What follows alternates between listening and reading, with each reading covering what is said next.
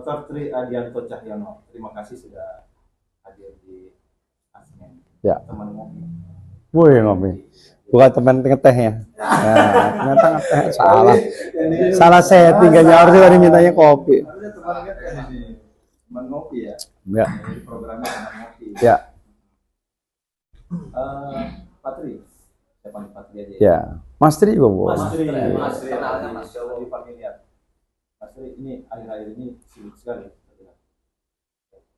Ada open house lah, terus belusukan.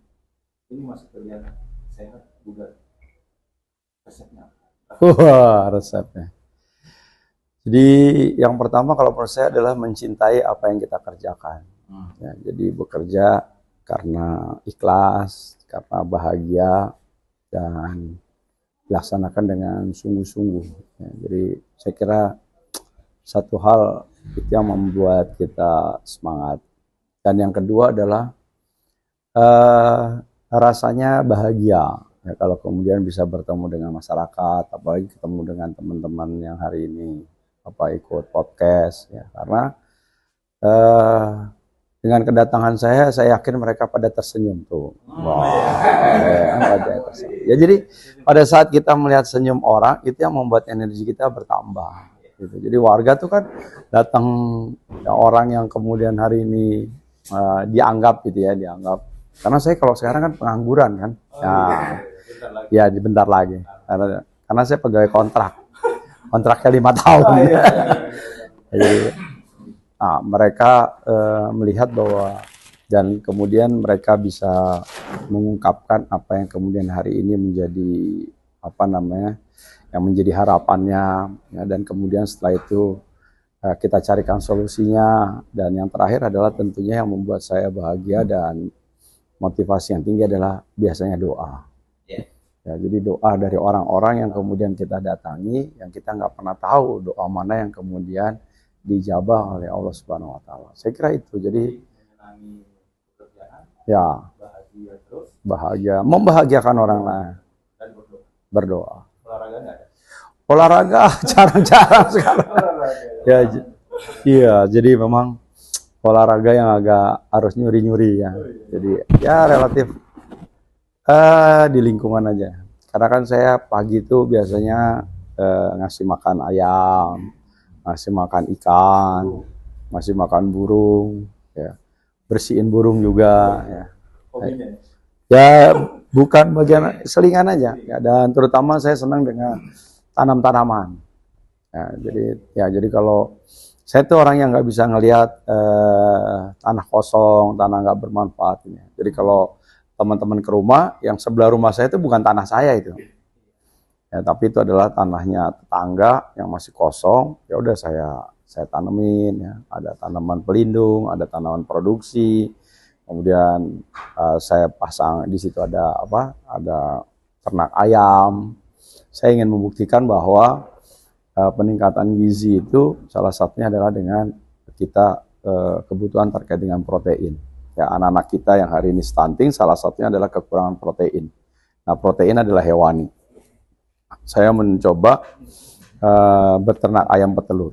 Jadi saya punya ayam 12 ekor, tiap hari itu bertelur 12. Nah, itu beberapa program yang kemarin kita sudah luncurkan. Ya, jadi di beberapa kampung RW Tangguh, Kampung KB itu kita berikan bantuan dari anggaran pemerintah daerah. Itu 20 juta 98 ayam. Jadi tiap hari akan bertelur 98 butir. Nah, ini dikelola oleh Ibu Posyandu, PKK, dan hasilnya dijual buat warganya. Jadi kalau di luar harga misalnya 30, mereka jual mungkin 27 gitu ya. Jadi tetap si pengelola masih ada pendapatan, tapi warga juga mendapatkan harga yang lebih murah daripada harga pasar. Berarti dari ekonomi berangkat dari rumah? Ya, sebetulnya kan dimulai bukan saja dari rumah, tapi sebetulnya bagaimana hidup kita itu menjadi produktif. Ya, makanya justru pada saat saya setelah tidak menjadi wali kota, itu warga yang selalu menanyakan lowongan kerjaan. Kemudian saya banyak diskusi dengan teman-teman Gojek gitu ya. ternyata mereka hari ini pendapatan dengan Gojeknya itu tidak cukup menghidupi keluarganya. Makanya saya berpikir keras, kemudian kita bikin yang namanya Cilok Mastri itu ya. Nah, Cilok Mastri, ya itulah. Cilok Mastri itu sekarang sudah ada hampir 600 gerai. Jadi saya buat, kalau saya sampaikan, Pak Loker, saya arahkan, ya udah sekarang harus dagang lah, UMKM, tapi nggak punya modal. Nah sekarang kalau pengen dagang, nggak usah pakai modal. Yang ada hanya disiplin, kerja keras, dan tertib. Ya. Karena pagi dia jualan, sore dia setoran. Pagi dia jualan, setoran pagi. Jadi seperti kayak franchise. Ya. Tapi disitulah bagaimana ternyata apa yang selalu kita lakukan dengan penuh keikhlasan dan bukan karena mencari uang. Itu ternyata lumayan. Karena satu cilok itu tuh saya dapat untungnya 100 perak. 100 perak per cilok. Dikit banget kan, cepet buat apa sih yang? Pengalinya itu. Nah, pengalinya. Ternyata satu gerai itu bisa menghasilkan dia 100 cilok. Berarti 10.000 tuh per gerai tuh. Kalau dikali 600, ya udah lumayan ya. Kalau 600 kali 10.000 per hari, kali 30 hari. Kali setahun, duit saya banyak banget ya. Jadi ternyata itu tadi ya saya selalu sampaikan pada saat kita niatkan itu ibadah, niatkan untuk menolong orang lain, ternyata implikasinya ternyata balik ke kita. Ya, karena satu investasi itu paling 1 sampai 1,5 juta. Jadi kalau hari ini pendapatan saya udah 66 juta per hari kan lumayan ya. Sama kayak Pak Bos lah ya, Pak Bos Madura. Itu kita tidur aja duitnya jalan ya. Tapi itu tadi jadi bawa bagaimana kita responsif terhadap kebutuhan masyarakat ya. Awalnya kan itu tadi responsif terhadap kebutuhan masyarakat, mereka mencari pekerjaan, kemudian kita modalin mereka, kita upayakan mereka bisa berupaya, itu tadi mereka lumayan pendapatannya, ada yang 50.000, 100.000, 150 ya. Tapi itu tidak hanya cilok ya, masih banyak UMKM. Kalau saya memang senang dengan pembinaan. Jadi kerja kita ini kan kerja terstruktur. Terstruktur itu dimulai pada waktu saya sebagai wakil wali kota. Saya melihat apa yang menjadi kebutuhan UMKM. Pada saat itu kebutuhan UMKM adalah satu terkait dengan NIB, nomor induk berusaha, ya. Karena harus dilakukan secara online. Berarti harus kita upayakan mereka sosialisasi upaya yang keras. Hari ini yang memiliki NIB, alhamdulillah, ya, hampir semua UMKM yang kita miliki sudah UMB. Persoalan kedua adalah secara administrasi mereka belum punya sertifikasi halal. Bagaimana kemudian kita bekerja sama dengan MUI untuk mengadakan sertifikasi secara gratis. Kemudian mereka punya IPRT, ya, terkait dengan sertifikasi tentang kesehatannya. Nah, mereka tadinya setahun itu hanya sekali, sekarang setahun bisa 4 kali. Dan itu kita fasilitasi. Kalau kemudian mereka mau upaya, ya udah. Honor untuk pengajarnya tidak perlu dikasih karena itu dari pemerintah Kota Bekasi kan. Jadi mereka hanya untuk diantara mereka saja ya, IPRT-nya. Nah kemudian terkait dengan itu sekarang adalah kita mulai setelah itu selesai, persoalan kedua adalah terkait dengan pengemasan produk-produk kemasan, makanya packaging. Makanya sekarang packagingnya mereka udah keren-keren nih, UMKM kita nih ya, sudah milenial lah, sudah bisa diterima pasar. Kemudian kita kurasi mereka, kita lakukan pendampingan. Beberapa produk kemudian kita simplikasikan dengan toko-toko modern. Makanya di beberapa toko modern, yang ada mart-martnya itu juga sudah masuk produk-produk UMKM kita. Nah itulah tahapan. Nah hari ini apa yang jadi persoalan? Persoalan mereka hari ini adalah terkait dengan pemasaran. Makanya saya buat yang namanya Tree Hub. Ya, yang ada di Giant itu yang biasa nyanyi di Inul Vesta udah nggak bisa karena udah tutup. Ada 24 kamar, sekarang yang 5 kamarnya itu kita pakai.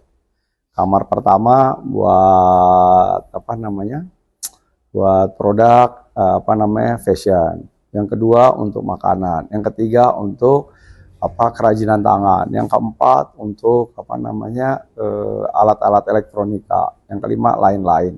Nah, jadi di situ buat UMKM yang memang hari ini ya sudah punya produk tapi tidak mampu pemasaran, kita bantu pemasaran secara online.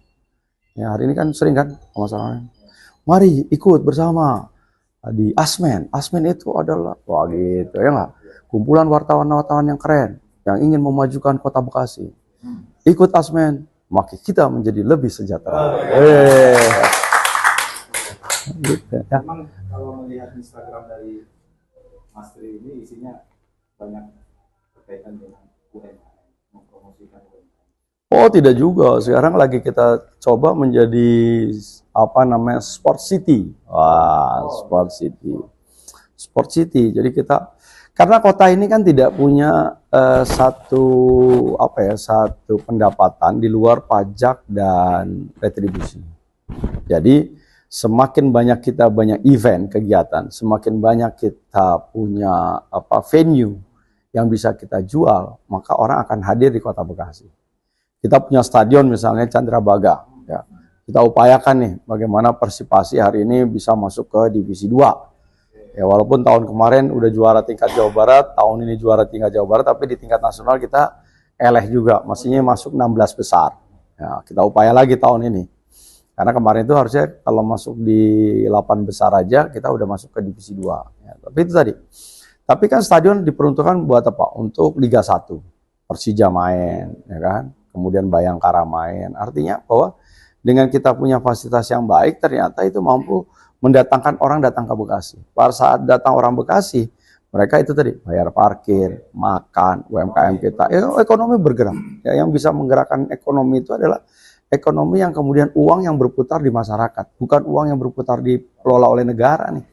Ya, makanya APBN, APBD itu digunakan untuk memiliki daya ungkit ya agar kemajuan terkait dengan ekonomi wilayahnya. Nah, makanya kita bangun sekarang adalah gedung olahraga 6 lantai. Ya, supaya apa? Supaya akan lebih banyak lagi. Kita punya GOR 1 aja semuanya di situ, pencak silat di situ, karate di situ, futsal di situ, basket di situ, nari di situ. Ya, ya kalau KONI kan memang membawai seluruh olahraga, tapi seluruh cabang olahraga kalau mau ada event di situ. Bayangkan satu tempat itu Sabtu Minggunya itu cuma 8 doang, 8 hari. 8 hari kalau kali 12 cuma ada 84 event. Tapi kalau kita nanti punya 6 gedung, berarti kita punya 84 kali 6. Ya, lompatannya akan menjadi luar biasa. Ya, jadi setiap minggu kita harapkan ya akan ada event yang bisa dipakai untuk lihat tadi. Ya. Di samping itu tadi kegiatan ekonomi naik, tetapi juga semangat giro. Kemudian kita akan muncul atlet-atlet yang baru. Kita bangga kemarin punya Goli. Nah, itu U15-nya ikut saya itu, ketua Persipasi kan saya. Dia U16, tapi U15-nya ikut kompetisi membela Persipasi Kota Bekasi dan menjadi juara di tingkat Jawa Barat. Ya. Membanggakan. Kita berharap goli-goli yang lain ya untuk kemudian bisa muncul. Ya, karena apa? Karena terbentuk secara sistematis. Ya, saya punya klub bola voli misalnya, ada M3 Club, ada Tripoli, ada M3 Poli ya. Ya, jadi artinya bahwa saya senang betul kita melakukan proses pembinaan. Ya, bahwa membentuk satu karakter anak itu memang harus kita bina sejak awal, sejak dini. Ya, mereka sekarang hari ini sangat tergoda dengan bermain HP, ya punya temennya di dunia maya. Temen aslinya kagak ada ya. Tatap mukanya nggak ada. Makanya lebih banyak sekarang saya membuka lapangan-lapangan, bikin taman-taman, ada interaksinya supaya silaturahmi terbangun, supaya kita semua open mindset, supaya kita bisa menerima adanya satu perbedaan. Perbedaan adalah satu keniscayaan di Kota Bekasi. Makanya itu tadi segala anak bangsa harus kita fasilitasi, termasuk seni dan budayanya. Jadi kalau saya UMKM juga saya kira saya berikan perhatian, olahraga saya beri perhatian, termasuk adalah seni dan budaya. Kota Bekasi baru ada yang namanya Bekasi Fashion Week, ya, itu zaman saya. Ya. Kemudian kita bawa batik kita sampai ke Perancis, ibu yang bawa ke sana, ya, supaya ikut fashion agar Bekasi menjadi mendunia, gitu ya. Kemudian kita juga kerjasama misalnya dengan Korea Selatan, dengan kota Seongnam. Ya, kita punya yang namanya kalau 2 tahun sudah berturut-turut dilakukan namanya Pesona Nusantara Bekasi Keren. Nah, jadi budaya lokal tetap kita pertahankan, budaya lokal tetap kita kembangkan, tapi budaya yang kemudian hadir dan kemudian hari ini mewarnai Kota Bekasi harus juga kita tampilkan, ya kan? Dari Sumatera Utara dengan tari tortornya, kemudian dari Aceh apa? Tari apa kan? Dengan samannya ya. Sajojo dari mana? Dari Irian gitu ya. Dari Papua, dari Kalimantan, dari Nias dia dengan lompat, apa itu lompat batu. Itu semua kita tampilkan karena mereka semua eksis dan ada di kota ini. Ya, dan itu semua harus memiliki kesempatan yang sama. Ya karena itu tadi, walaupun bumi dipijak, langit dijunjung, tapi kita tidak boleh lupa di mana asal nenek moyang kita berada. Bung Karno selalu menyatakan adalah jas merah. Jangan sekali-sekali melupakan sejarah. Sejarah itu termasuk di mana kemudian nenek moyang kita berada. Ya, jadi makanya kita selalu tuh, kita nasabnya kemana nih, ke atasnya kan gitu kan, ketemu nih. Ya.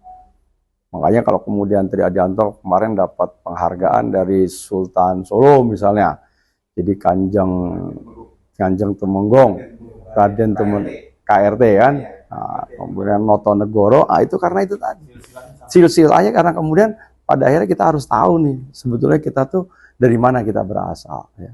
Makanya kalau nulis nama Patri nanti KRT ya?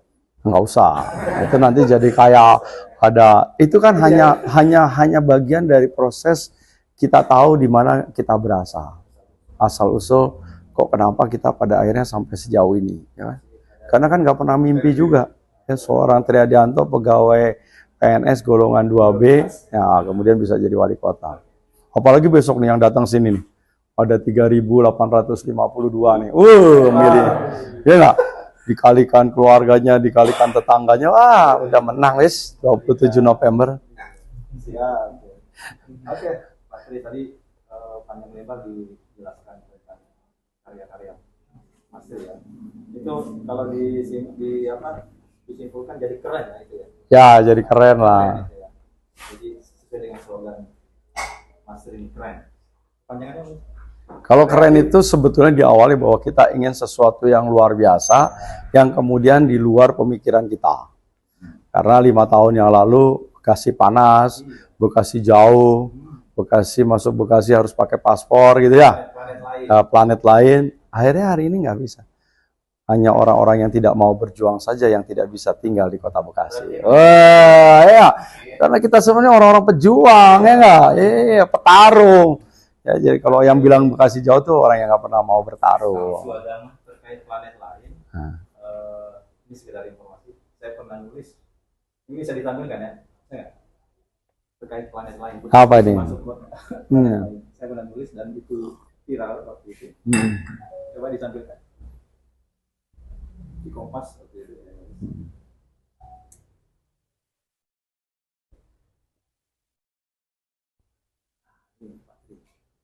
Saya nulis di Kompas masih artikel utama. Oh, tahun berapa? Oh, 8 tahun 2000. Wah, betul kan? 2017. Udah menjabat. Belum saya. Nah, itu saya nulis Bekasi dulu dibully. Karena katanya dari planet lain panas lah segala macam. Tapi sekarang berubah. Nah, itu. Saya nulis bahwa kita hasil-hasil. Ya. Nah, itu yang menjadi motivasi kita, bagaimana kita membangun menjadi berangkatnya dari sini. Ya, bahwa ternyata Bekasi yang dibully itu kita coba ilustrasikan dengan kondisi real yang kemudian hari ini terus kita dorong ya. Makanya tamannya hari ini terus kita perbaiki ya. Dalam 2 tahun terakhir ini hampir 200 taman lah saya. Hampir tahun tuh kita punya target 100 taman, baik itu dibangun maupun direhabilitasi. Karena kita sadari betul kota Bekasi ini maju tahun 80, tahun 90-an. Sehingga di perumahan-perumahan itu juga ya banyak juga yang kemudian dihuni oleh warga masyarakat kita yang sudah berusia lanjut. Sehingga untuk kemudian mereka merehabilitasi lingkungannya, biasanya mereka agak kesulitan. Kalau dulu waktu masih muda, ya mereka gotong royong nih. Kerja bakti, gotong royong, manggil orang, bersihin, bareng-bareng gitu. Tapi hari ini kan mereka sudah berusia. Ya, kadang untuk bayar sampah, keamanan itu mereka masih kesulitan. Ya, makanya ada program saya pun adalah tadi bagaimana nanti akan kita memberikan bantuan kepada setiap RW 100 juta untuk terkait dengan pembangunan infrastruktur. Gunanya apa? Setiap RW. Supaya apa? Supaya kalau itu tadi ada kerusakan lampu, nggak usah nunggu dari kota. Kalau ada kerusakan jalan bolong dikit, ya udah kita ambil aja. got mampet, kalau atau ada kantor RW-nya, kantor posyandu, kantor PKK bocor. Hari ini disurvei, oh bocor kurang lebih 30 cm, baru dikerjain tahun depan. Ternyata udah bolong, bukan lagi 30 cm, mungkin udah jadi 1 meter. Dana yang ada keluarnya cuma 30 cm, berarti bolong lagi 70 cm, tahun depan diperbaiki lagi. Nggak selesai-selesai, tapi begitu ada, wah ini mulai gentengnya bocor. Nah, si RW punya kemampuan untuk mereka melakukan perbaikan secara cepat. Jangan ada bocor halus. Jangan bocor halus. Ya tinggal ya itu tadi. Bocor halus ya. Bocor halus yang bahaya. Tapi tugas wartawan, tapi kalau menurut saya kemarin itu kan kita coba ya bagaimana uang itu kita titipkan ke LPM dan BKM. Ya, awalnya 200 juta mereka tanpa kita berikan dana operasional. Ternyata mereka hasilnya lebih baik. Mereka bagus ya. Nah, makanya kemudian tahun ini kita naikkan menjadi 420 juta. Ya, kalau kemarin 200 juta, naik 420, naik lagi jadi 420 juta. Kita lihat aja evaluasi bagaimana hasilnya. Kalau memang hasilnya lebih baik, kenapa tidak? Karena itulah yang kemudian yang saya bilang tadi, uang itu harus dipegang oleh masyarakat. Ya, karena apa? Dengan adanya uang itu hidup tuh nanti UMKM yang ada di RW. Ya jadi ini yang namanya pesen kue gini nih nggak perlu harus di toko-toko yang besar. Karena kalau belinya yang sedikit-sedikit nggak perlu harus ada NPWP, nggak harus ada nama perusahaan dan lain sebagainya, ya cukup bayar pajak dan lain sebagainya. Ya jadi ini saya kira lebih akan bisa menggerakkan dari sisi keekonomian yang kita miliki. Baik, ini kita mau ngopi dulu tuh. Ini cuma ngopi ya saya. Iya. Ini ada kopinya. Beda sip program. Nah ini agak mulai mengerucut nih. Ya. Suasana bilang boleh ada kota besar. Ya. Semakin menghangat. Ya. Ya. Kalau kata sekjennya, Pak Saiful ya, DPC. Pak Sekcap tuh Pak Faisal. Pak Faisal. Faisal. Kata dia mesin partai sudah mulai dihidupkan dari akar rumput. Nah ini banyak pertanyaan termasuk dari media sendiri. Pilihnya siapa? Hari ini kan kalau yang sudah memberikan surat tugas ya secara resmi kan PD Perjuangan, kemudian partai PKB, Demokrat, terus kemudian PSI, kemudian satunya lagi PAN. Ya, jadi sudah 5 nih surat tugas yang diberikan kepada saya sebagai calon wali kota untuk mencari pasangan. Kalau PBB kan itu partai non parlemen. Nah, non parlemen kan juga demikian kan. Kemarin sudah ada PBB, ada Umat, kemudian ada Perindo, ada Nasdem, ya. Dan saya kira hampir 8 partai yang kemudian sudah Gelora, ya, kemudian PKN dan sebagainya. Jadi itulah konstelasi kekuatan yang kita miliki. Berarti kan tinggal kalau partai besarnya mudah-mudahan Gerindra dan Golkar dalam waktu dekat akan kemudian juga ikut gabung bersama. Jadi kalau wakilnya saya kira nanti tanggal 27 November Triadianto pasti ada teman yang akan menemaninya. Ya. Ada ya? Sekarang belum dulu. Ya. Inisialnya ada deh. Ya. Biar ada kejutan. Ada kejutan. Ya kan ada kejutan. Kan hari ini sudah sebetulnya nggak hangat lagi kan karena udah jelas kok. Golkar kemarin rame, ya kan? Gerindra rame kan yang kelihatan itu yang kelihatan dari partai kan. Kalau yang di luar partai kan juga dipertanyakan juga, ya kan? Apakah misalnya ada teman-teman yang lain yang tidak berpartai yang kemudian hari ini berkeinginan, mereka kan juga belum punya surat tugas. Ya saya kira yang sudah punya surat tugas kan dari Gerindra sudah keluar surat tugasnya ke Pak Haris Babinho. Ya. Kalau ke Golkar kemarin kita sudah dengar juga ya di media online ya siapa Bang Novel gitu kan. Nah, saya kira sudah tidak hangat lagi sebetulnya. Ya bukan memanas lagi. Saya kira sudah mulai soft landing ini udah mau soft landing ini kan enggak. Gitu. Ya. Jadi saya kira itu kan jadi sudah mulai soft landing lah. Jadi tinggal siapa yang kemudian nanti mendapatkan surat penugasan dari partai yang ada kan gitu. Tidak ada kemungkinan untuk di luar kampanye. Loh, kemungkinan itu pasti ada lah. Ya pasti. Kan semua politik itu kan tidak ada yang pasti. Yang pasti itu adalah ketidakpastiannya. Ya kan kita lihat aja nanti ke depan seperti apa ya. Karena yang namanya itu kan pasti panjang ya, harus ada izin keluarga, izin kalau apalagi kalau PNS atau ada izin atasan gitu kan. Yang sampai hari ini kan semua ASN yang ada juga belum memproses surat izin dari atasannya masing-masing gitu ya. Jadi kalau toh dianggap apakah masih ada? Pasti masih ada. Karena sepanjang belum janur gitu ya. Kemungkinan masih ada. Iya. Berarti nanti wartawan yang nyari tahu lah. Iya. Oke. Mas Tri, ini kalau kita bacakan sejumlah karya ya yang telah diperoleh oleh beliau selama menjabat sebagai wakil kemudian PLT. Ini saya bacakan, pernah mendapatkan penghargaan sebagai kota terinovatif Ya. Pada ajang inovatif Government Award 2022. Ya. Kalau nggak salah diberikan oleh Pak Jokowi Widodo. Ya. Kemudian pernah mendapatkan penggunaan produk dalam negeri dari pemerintah daerah. Itu beberapa karya saja yang pernah diperoleh. Nah, ini pertanyaannya adalah apa impian atau program yang belum tuntas, apalagi yang ingin dituntaskan ke depannya? Ya, jadi kan gini, kota ini kan kota yang luar biasa ya, perkembangannya juga sangat cepat dan dinamis. Apalagi kemarin kita sudah dinobatkan menjadi kota nomor 2 terpadat di Indonesia, mengalahkan Surabaya. Nah, yang harus dipikirkan adalah bagaimana pembangunan hari ini adalah pembangunan yang berkelanjutan. Ya, tadi di sisi kita bicara tentang masyarakat kita yang demikian perlu yang harus kita lakukan. Tetapi pembangunan yang berkelanjutan terkait dengan kesiapan kita bagaimana menangani terkait dengan sampah misalnya. Ya, sampah ini kita tidak merasakan karena kita tidak terlihat di depan mata kita. Ya, karena 8.000 ton per hari dari DKI Jakarta dan kemudian 1.500 ton yang kemudian dihasilkan oleh Kota Bekasi.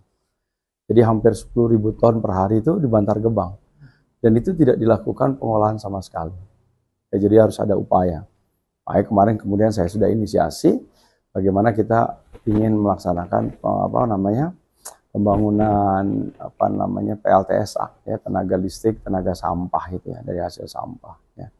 Ya tapi mungkin karena ada lain suatu hal yang kemudian akhir ini yang harusnya sudah mulai bergerak ya akhirnya tertunda. Jadi itu tadi ya, PR yang saya kira harus betul-betul kita lakukan secara baik ya, dengan pengelolaan yang profesional ya.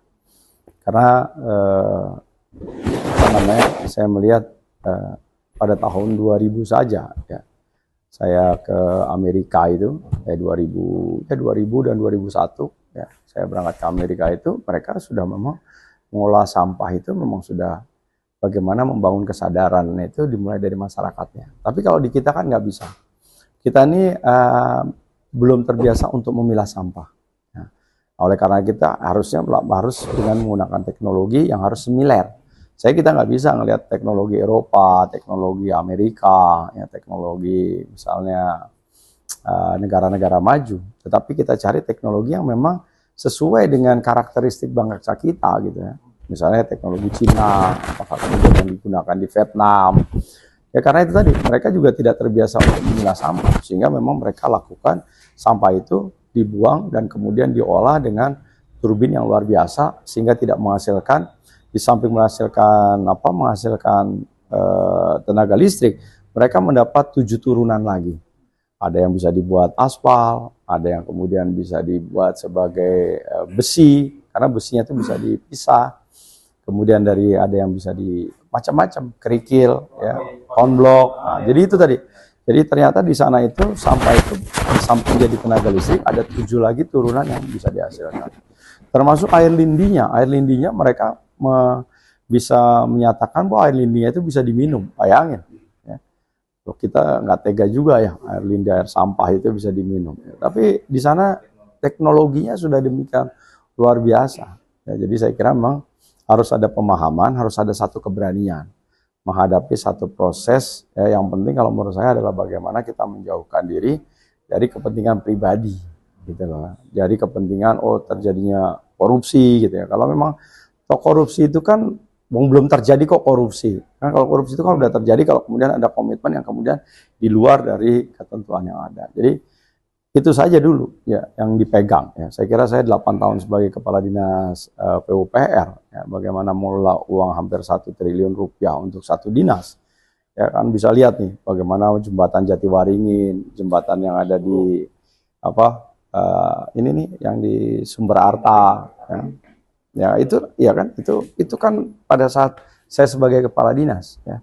Kita membangun jembatan di Bekasi Timur dan lain sebagainya, ya. Membangun jalan Ahmad Yani, flyover di Rawa Panjang. Ya kalau mau dianggap fraud ya bisa saja, tapi kan yang penting bagaimana kita konsisten ya terkait dengan ketentuan aturan yang ada. Makanya ini juga gitu, ya bagaimana sekarang kita bercita-cita membangun PLTSA sehingga sampah yang betul-betul dihasilkan bisa kita buang. Ya karena apa? Investasinya pasti akan lebih murah, ya. Untuk jangka pendek mungkin mahal, ya karena kita harus menyiapkan segala sesuatunya. Tapi itu pun menjadi pihak swasta, bukan oleh pemerintah. Ya, jadi pemerintah tidak mengeluarkan biaya investasi sedikit pun, tetapi nanti itu tadi ada nilai tipping fee dari sampah yang kita bakar sehingga menghasilkan listrik tadi. Ya. Tapi dari satu sisi kita melakukan penghematan. Penghematan apa? Hari ini kita tidak perlu lagi harus melakukan perluasan terkait dengan lahan. Hari ini lahan harga 1 juta. Tahun depan udah naik lagi 1,50 juta. Tahun depannya jadi 1,1 terus saja. Ya.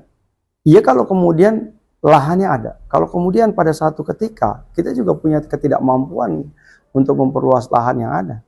DKI duitnya banyak, tapi untuk memperluas lahan mereka yang sekarang sudah 35 hektar mereka juga susah. Karena memang itu tadi. Hari ini sudah masuk ke wilayah-wilayah perkampungan.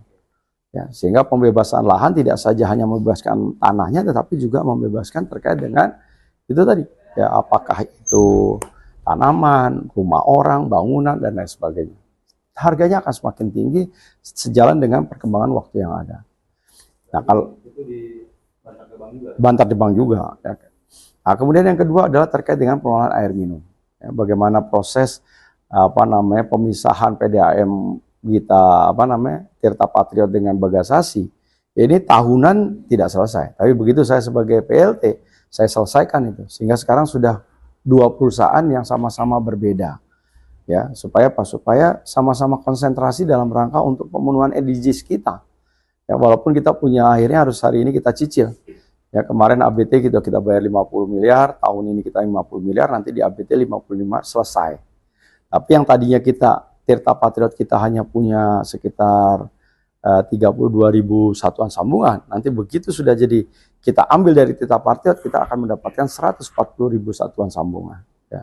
Dari 750.000 sambungan yang kemudian menjadi kewajiban kita. Jadi kalau 150 per 750 ya kurang lebih 1/5 baru 20% lah. Ya, jadi masih 20% kita. Nah sementara kita ingin targetkan mudah-mudahan 5 tahun ke depan kita jadi 40%. Nah, nanti tahun 5 berikutnya jadi 60%, semua terlayani dengan air bersih. Ya. Tapi dengan cara apa? Dengan cara kita komunikasi. Dengan cara apa? Kita harus mendapatkan sumber air bukan hanya sekarang bergantung kepada air Bekasi. Kali Bekasi itu kan sekarang menjadi salah satu sumber air kita. Tapi kalau kemudian sekarang airnya itu keruh, apalagi musim kemarau kayak gini, itu sudah mulai tuh hitam. Karena apa? Pencemaran lebih banyak daripada air yang kemudian turun. Nah ini kan dengan air baku yang kemudian jelek, ini tentu akan dirasakan oleh warga masyarakat pelanggan daripada PDAM. Makanya kita kemarin itu tadi, kita pengen minta tambahan air melalui jasa Tirta. Nah, kemarin juga sudah disiapkan tuh, tapi kemudian terhambat juga karena tidak bisa terrealisasi. Padahal anggarannya sudah kita siapkan, ya 37 miliar. Ya untuk melakukan pipanisasi dan kita sudah mendapatkan izin dari Kementerian PUPR ya, pipanisasi ya dari Kalimalang sampai ke PDAM kita. Ya, jadi itulah masih banyak persoalan saya kira bagaimana membangun pembangunan yang berkelanjutan. Ya termasuk kita harus menyiapkan lebih banyak lagi folder-folder terkait dengan tangkapan-tangkapan air yang ada. Ya. Karena memang sudah tidak mungkin lagi karena itu tadi Karena secara geografis ya antara kita dengan laut itu cuma 2 derajat. Jadi kalau air datangnya bareng-bareng, ya karena air hujan itu kan kalau datang nggak bisa sendiri-sendiri dia. Pasti ngajak temennya, saudaranya, kakek, nenek, ya nggak? Keroyokan kayak naik mobil Kijang lah ya. Oh, semua pada ikut, nah, pada ikut turun. Nah, itulah karena bareng-bareng akhirnya ngantri. Nah, itulah yang kemudian disebut sebagai genangan, sebagai banjir. Ya. Tapi oleh karena itu diperlukan dari tadi ya, folder-folder yang besar yang kita untuk daya tangkap. Makanya di beberapa yang memang betul-betul ya kondisinya sangat berat, ya kita gunakan, kita balik lagi ke zaman kita waktu masih kecil, bikinnya sumur resapan. Ya, jadi sumur-sumur kalau dulu dipakai buat nimba, sekarang sumur-sumur kita buat nyerap air. Yang salah satu tempat yang berhasil adalah yang ada di lapangan Jati Asih. Ya, di sana kita siapkan 3 sumur resapan. Ya, kalau tadinya di situ tuh banjir tuh lapangannya banjir, sekolahan, kantor kecamatan, polsek dan lain sebagainya. Sekarang, alhamdulillah, ya walaupun terjadi genangan, tapi cepat untuk kemudian mengurangi lah. Ya. Ada satu yang belum selesai kali ya, banjir Apa ya? kayu ini. Oh iya, saya kira kan kalau kita mapping kan memang masih cukup banyak ya, kayak PGP, kemudian IKIP, ya, kemudian Jati Bening, ya perlahan aja satu-satu nanti kita selesaikan, termasuk Rawalumbu, karena menyelesaikan Rawalumbu harus dari dasnya dari hulu ke hilir, tapi tahapan itu sudah kita cicil, contohnya dengan membangun folder yang ada di Blue Mall. Nah, kemarin kan nggak ada tuh, itu saya jadi wali kota, kita pakai power. Ya karena itu adalah kewajiban yang harus, dan itu adalah tanah kita. Makanya kemarin ya pengembang, udah saya turunin bulldozer saya turunin alat berat saya, yang penting demi kepentingan masyarakat. Ya. Termasuk Arenjaya hari ini, ya Arenjaya yang hari ini di demo ke Kejagung, ke KPK, ya foldernya udah jadi 3,8. Tapi serupiah pun negara belum membayar, makanya di mana letak korupsinya. Ya, jadi ya hari-hari ini ya insya Allah lah kalau kita dizolimi, ya dibuat berita yang negatif, ya kalau dengan berbesar hati insya Allah Allah akan memberikan jalan yang terbaik. Ya, iya karena ya foldernya sudah dinikmati 3,8 oleh warga masyarakat. 2 kelurahan Durenjaya dan Arenjaya hari ini tertolong untuk kemudian tidak selalu terjadi banjir. Ya, dengan kedalaman 8 meter. Ya. Dan itu masih berproses hukum karena antara ahli waris dengan pihak ketiga, yaitu tadi selalu ini menang, ini digugat menang, ya sudah. Sepanjang nanti pengadilan memerintahkan negara untuk membayar kepada si A, ya kita berkewajiban untuk membayar. Kan selesai aja. Sepanjang itu masih bermasalah, selesaikan dulu masalahnya. Yang jelas bahwa yang utang itu kan negara, bukan Tri Adianto kepala dinas PUPR pada saat itu, ya kan? Kan itu kejadian 2015, ya 2015 dan hari ini belum kita bayarkan. Ya, jadi clear lah. Ya, jadi kalau mau ditanyakan ya nggak ada, rasanya sih nggak ada negara yang, tetapi warga masyarakat sudah menikmati ya dengan tidak adanya banjir dan lain sebagainya. Pak Tri, ini kan ya kalau misalnya melihat yang senang gitu ya masyarakat banyak lah ya, tapi ada juga yang ada sumbang gitu kan. Pastilah. Termasuk dari ada salah sebuah organisasi wartawan juga ya. Ini saya sebut inisialnya iya ya. Yang mengatakan Pak Tri itu nol besar. Ya. Kalau saya kan hanya kalau menurut saya kan hanya waktu yang kemudian bisa melihat, bicara ya. Yang saya sampaikan tadi, saya besar juga karena sejak saya sebagai sebagai aparat pemerintah, dia saya selalu terus membangun kerjasama yang baik dengan pers ya.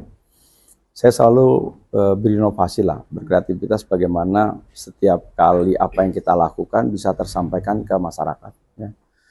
Kita ingat dulu tuh waktu saya pertama kali tahun 2000, ya itu saya sudah kerjasama dengan Radio Dakta misalnya, ya bagaimana melaporkan situasi lalu lintas. Karena waktu itu saya sebagai dinas perhubungan yang tugasnya di lapangan ngatur lalu lintas. Ya. Di situ kita sudah mulai tuh, makanya ETMC-nya Polda itu sebetulnya adalah replikanya pada saat Kota Bekasi melakukan siaran langsung. Ya, tapi memang pada waktu itu kita tidak punya kamera. Akhirnya kita hanya wartawan, kemudian kita siapkan anggota kita berada di masing-masing ruas jalan. Laporkan kondisi lalu lintas Jalan Ahmad Yani pada jam sekian dari arah, tapi itu melalui radio, tidak melalui. Itu artinya kan itu tadi bagaimana informasi yang benar itu. Kalau soal yang saya sampaikan tadi, berita apakah negatif, positif, ya kita jadikan motivasi untuk kita fokus dengan kerja kita. Kalau saya tidak pernah melihat ke belakang. Kita melihat ke depan, fokus apa yang kemudian bisa kita kerjakan, apa yang bisa kita berbuat. Daripada kalau kemudian kita hanya mengkritisi tanpa kemudian memberikan solusi. Ya, jadi saya berharap juga ya teman-teman di Asmen ini pada saat mengkritisi, ya kasih tahu juga nih solusinya gitu loh ya. Jangan melempar masalah tanpa ada solusi. Itu namanya melempar tamu. Iya, bijaknya kan gitu kan. Ah, sebaiknya begini. Nah, nanti kita coba dengan pola yang disampaikan kira-kira bisa nggak kita lakukan, karena yang namanya solusi itu kan persoalan itu kan tidak sederhana, soalnya itu kompleks ya. Satu sisi misalnya hari ini kita alhamdulillah kedapatan misalnya transportasi yang modern, transportasi massal LRT, tapi kan lihat sendiri di Asmen ini akses untuk menuju ke stasiunnya kan hari ini menjadi sangat sulit. Dan itu kemudian diserahkan kepada pemerintah daerah yang kemudian hari ini kita sangat terbatas terkait dengan anggaran pendapatan yang kita miliki. Ya kan? Kalau fairnya kan ya harusnya pemerintah bikin dong jalan tembus dari sini sampai jalan Kalimalang gitu kan, juga digedein gitu. Karena apa? Pasti kan jumlah orang yang akan melintas juga semakin tinggi. Dan kemudian kita kan harus menyiapkan misalnya angkutan public transportnya. Nah, itu kan satu persoalan yang kita hadapi. Makanya kan tetap nih salah satu jalannya harus kita membebaskan. Nah, seberapa besar sekarang kemampuan anggaran pemerintah daerah untuk membebaskan ini? Ya. Makanya itu tadi tahun lalu saya berupaya ya untuk mendapatkan bantuan dari Kementerian Perhubungan terkait dengan itu dari penambahan daripada angkutan public transport yang ada. Alhamdulillah kita dapat Transkita kan, yang dari Vida sampai ke MM misalnya. Tapi satu sisi itu jalan, tapi bis Transpatriotnya sekarang jadi nggak jalan. Nah kan jadi ya ini kan ya, satu integrasi khusus berarti kan kita jumlah jalurnya ya tetap satu aja gitu. Padahal harusnya kan tetap tiap tahun harusnya berkembang. Dan memang kalau bicara tentang transport pasti rugi, betul nggak? Kita ngitung kereta cepat, investasi dengan nilai kembalinya pasti lebih rendah.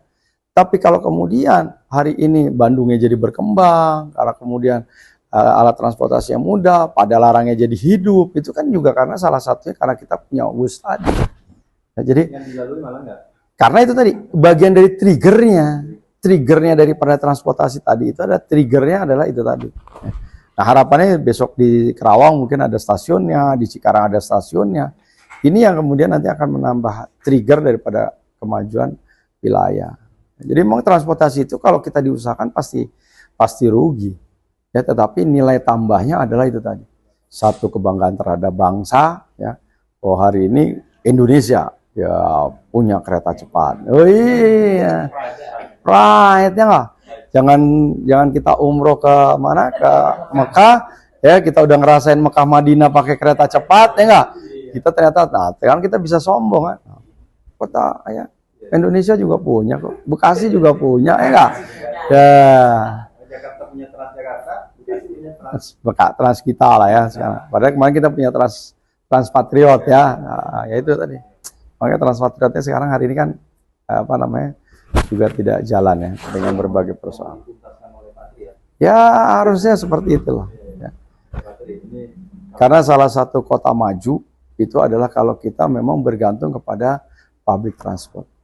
Ya ada kota maju dimanapun di dunia kalau kemudian public transportnya tidak baik. Ya. Makanya coba kita lihat pada saat membangun IKN misalnya, yang didahulukan adalah pola pergerakan orang.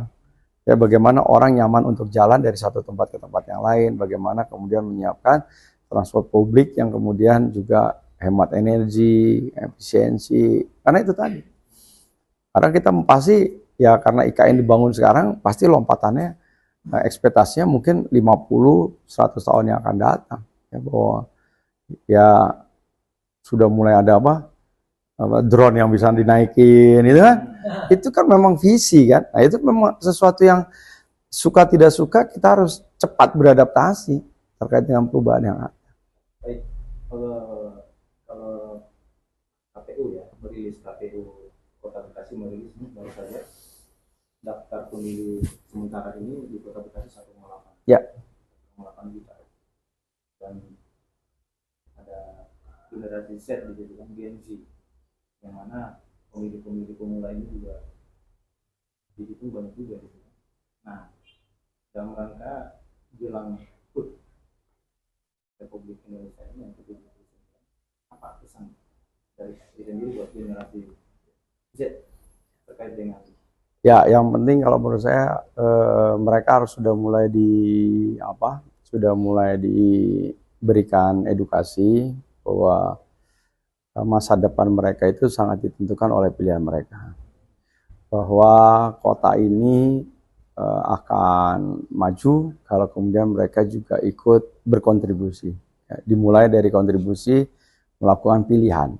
Karena Z ini kan memang sangat akan tergantung di hari hanya saja. Ya.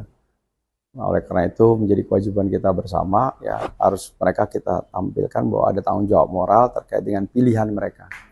Bahwa suara mereka adalah sangat menentukan ya untuk masa depan kota mereka. Dan kemudian yang kedua adalah mereka bisa menyuarakan apa yang kemudian hari ini yang dibutuhkan oleh mereka. Apa yang diperlukan oleh mereka, apa yang kemudian menjadi prioritas hidup mereka dalam rangka untuk kemudian menunjang ya proses hidup dan kehidupan yang berkelanjutan. Cukup? Ya. Oke, baik. Mas Tri, terima kasih sudah hadir di podcast teman ngopi. Kayaknya lebih dari setengah jam nih. Oh, lebih. Nanti kalau di-cut nanti setengah jam. Ya. Baik, Mas Tri, terima kasih sudah hadir. Jangan kapok untuk hadir di Enggak lah. Dan jangan lupa kalau ada pelebaran, Asmen jangan di ini kena juga ini pelebaran ini. Pelebaran kena juga ini, Pak.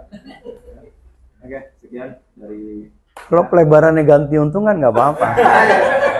Luasnya lebih dikit tapi naik ke atasnya lebih tinggi ya nggak? Ya, iya. Oke, kerja. Thank you buat Asmen, sukses buat kita bersama. Jadikan jurnalis-jurnalis yang sehat, ya jurnalis yang kemudian dapat memberikan masukan dan berkontribusi. Yakin bahwa pembangunan pentahelix ya yang ada di dalamnya adalah pada pemerintah, pengusaha, kemudian ada dunia pendidikan, kemudian pers dan organisasi masyarakat. Kalau kita satu padu, gotong royong dan saling mengingatkan, ya insya Allah ya Kota Bekasi tambah keren. Jalan-jalan ke Purwokerto. Jangan lupa makan duren. Pilih Triadianto. Kalau pengen Kota Bekasi keren.